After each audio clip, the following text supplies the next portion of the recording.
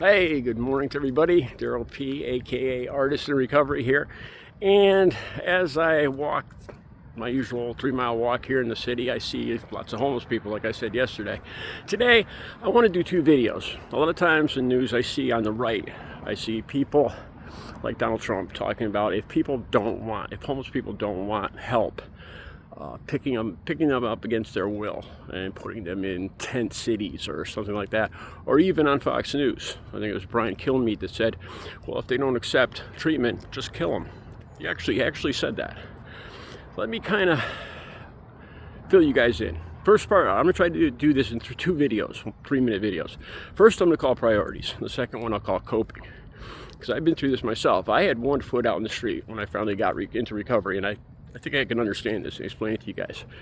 It starts off as partying or experimenting. I think very few people, if any, started off at a $300 a day habit.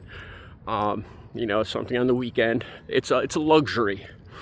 I remember when I first started using powder. I was kind of an introvert, and I remember going to a party the first time I used, and I was the life of the party. I was moonwalking. I was literally moonwalking like that. Girls were giving me their phone numbers, and I thought this stuff was a miracle drug. And it happens in different ways, but it becomes a normal part of the weekends. And then, little by little, it becomes a normal part of the weekdays.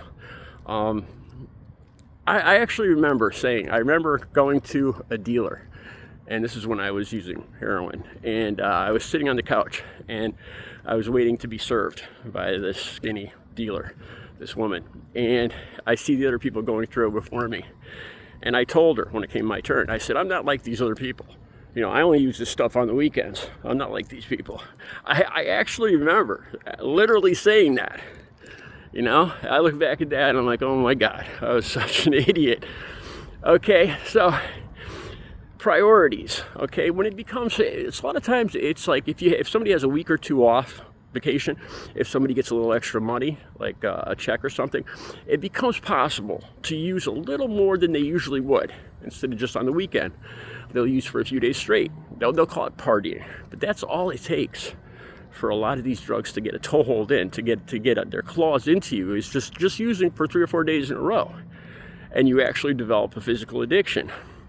Okay, that's where you get priorities. At first, it's a luxury. You just use it when you go out on the weekends. But then when it becomes more of a day-to-day thing, it becomes a priority. And okay, so your priorities. Usually most people, their priorities are shelter, clothing, food, etc.